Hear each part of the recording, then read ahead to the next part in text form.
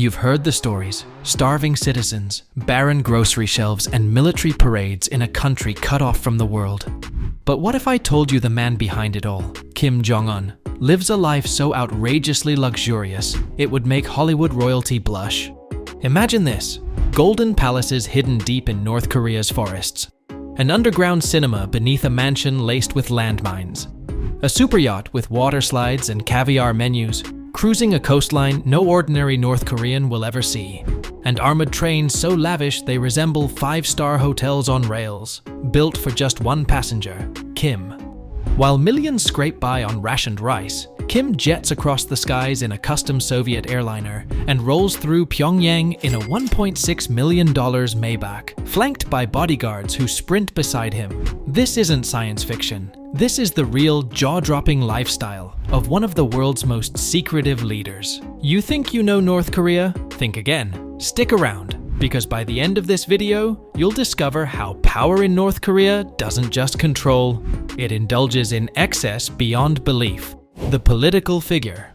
Born on the 8th of January 1984, Kim Jong-un wasn't always expected to become the supreme leader. He was educated in Switzerland under an alias, where he reportedly developed a love for basketball, European architecture, and fine dining. But everything changed in 2011, when his father, Kim Jong-il, died, and Kim Jong-un ascended to power. Kim Jong-un is not just a leader, he is a living dynasty. Born into power as the grandson of Kim Il-sung, the founder of North Korea, and the son of Kim Jong-il, he inherited control not through democracy, but by bloodline. Today, he stands at the top of every power structure in the country: General Secretary of the Workers' Party, Chairman of the State Affairs Commission, Commander-in-Chief of the Korean People's Army, and Head of the Central Military Commission. In essence, he is the state. His rule is anchored in Juche, the ideology of self-reliance, but in practice, it's total control. The state tightly censors all media, crushes dissent, and teaches children from birth to idolize the Kim bloodline. In comparison, citizens scrape by on rationed rice and cornmeal porridge, while Kim feasts on imported lobster, Wagyu beef, and fine cognac. But Kim's influence stretches far beyond his borders. He's hosted summits with US President Donald Trump, forged closer military and economic ties with Russia and China, and now, shockingly, supports Moscow's war efforts, sending thousands of troops to Russia's Kursk region and supplying artillery to the Kremlin. These alliances aren't just symbolic. They're strategic lifelines that help Kim bypass sanctions and flex global power. In a world where isolation should mean weakness, Kim Jong-un turns it into leverage, playing nuclear threats, diplomacy, and military deals like a master of global chess, the Shadow Empire.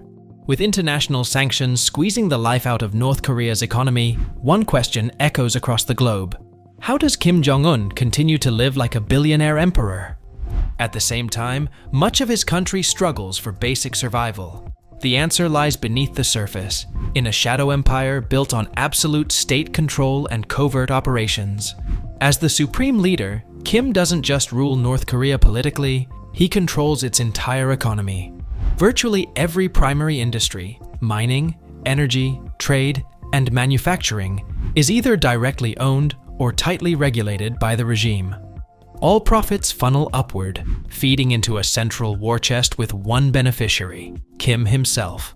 But beyond the official economy lies an even darker world. North Korea has mastered the art of global deception through illicit schemes that rake in billions. Cybercrime is one of its most powerful tools. Hacker groups like Lazarus have been linked to cyber attacks on international banks and cryptocurrency platforms, silently siphoning off millions of digital dollars. Then there's counterfeiting. North Korea is notorious for producing near-perfect fake US currency, bootleg cigarettes, and even counterfeit pharmaceuticals. Arms trafficking also plays a role. Despite embargoes, weapons have reportedly been sold to rogue regimes and underground militias. And when Kim desires the world's forbidden luxuries, the regime turns to high-level smuggling networks, bringing in everything from exotic cars and purebred horses to high-end electronics and rare art. These black market pipelines not only evade sanctions, but reinforce the illusion of untouchable power. It's an empire built on silence, secrecy, and survival. One where luxury is paid for not by trade deals, but by hacking, fraud, and the world's blind spots. In Kim Jong-un's world, money flows in the shadows, and control isn't just political, it's economic warfare disguised as sovereignty. Secret mansions. While the average North Korean citizen lives under strict surveillance and in harsh conditions, Kim Jong-un lives in unimaginable luxury. According to reports from defectors and satellite imagery, the dictator owns more than 15 private palaces and compounds, each spread across the country and designed for secrecy, comfort, and control. His primary residence, Ryongsong Residence, located near Pyongyang, is more of a fortress than a home. Surrounded by landmines, electrified fences, anti-aircraft weapons, and an elite guard force, it's built to withstand invasion, uprising, or even a missile strike. Inside? Think James Bond villain meets royal emperor, an underground cinema, a personal spa and medical clinic. Private tunnels connect different wings, and vaults filled with imported luxury liquor, reportedly including whiskey brands banned under international sanctions. But Ryongsong is just the beginning. In Wonsan on the east coast sits one of Kim's favorite retreats, a sprawling seaside compound with luxury villas, a private beach, a marina for yachts, a personal airstrip, and even a golf course. The area is styled to resemble a Western resort, with satellite imagery revealing water slides and jet skis rarely seen in public in North Korea. Then there's the Kumsusan Palace of the Sun, a mausoleum for Kim's father and grandfather, yet frequently visited by Kim. It's not just a holy site, it's a reminder of the godlike status the ruling Kim dynasty maintains, and the opulence they surround themselves with while enforcing starvation-level rations outside their walls. Kim's luxury train. When Kim Jong-un travels, he doesn't hop on a jet like other world leaders. He boards his private armored train, the Taeyang-ho. This isn't just transportation, it's a bulletproof steel-clad fortress on rails. With its thick armor, bulletproof windows, and heavy weaponized security, the train moves slowly but with purpose. Every journey is preceded by a second train, sweeping the tracks for threats. Inside, it's nothing short of opulent. The train features private bedrooms, a crystal-lined dining car, a mobile communications center, and even a conference room, transforming it into a luxury command hub. Gourmet meals are part of the ride, reportedly including imported caviar, fine wines, lobster, and dishes prepared by foreign chefs flown in just for his trips. This rolling palace is a tradition passed down from his father and grandfather, but Kim has modernized it with style and stealth. While his citizens struggle to afford rice, Kim rides through the countryside with the extravagance of a king and the paranoia of a warlord, always moving, always armored. Rolling in style. In a country crippled by sanctions, where ordinary citizens queue for hours to buy basic rations, Kim Jong-un cruises through life like a Bond villain with an unlimited budget. His flagship ride? The ultra-rare Mercedes-Maybach 600 Pullman Guard, a $1.6 million armored limousine that's banned from being sold in North Korea. Yet, it made a dramatic entrance in Hanoi during his 2019 summit with Donald Trump. Even more iconic? The synchronized sprint of his bodyguards running alongside the limo, forming a moving human shield. It wasn't a movie, it was Kim, live. And that's just the start. His car collection reportedly includes Rolls-Royce Phantoms, Bentleys, and Lexus SUVs, all smuggled into the country via a shadowy web of black market deals, shell companies, and foreign ports.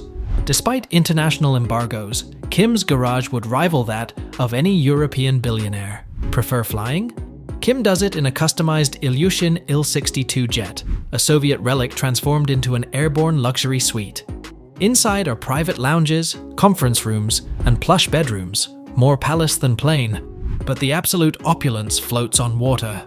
His 60-meter Princess superyacht, complete with water slides, cocktail decks, and luxury suites, quietly cruises the North Korean coast. Outfitted with military-grade radar, it vanishes off tracking systems, just like its elusive owner. Photographs have captured Kim enjoying the sun on deck, flanked by his wife and top aides, all while the rest of his country remains shrouded in secrecy. This isn't just luxury, it's untouchable luxury, designed for a ruler who never plays by the rules. Kim Jong-un's life is a contradiction, He rules over one of the world's most oppressed populations, yet lives like an emperor of excess. His country is isolated, underdeveloped, and under constant pressure from the international community. Thanks for watching. If this inside look at Kim Jong-un's hidden empire shocked you, don't forget to like, subscribe, and tap the bell for more deep dives into the world's most powerful, secretive, and extreme lifestyles.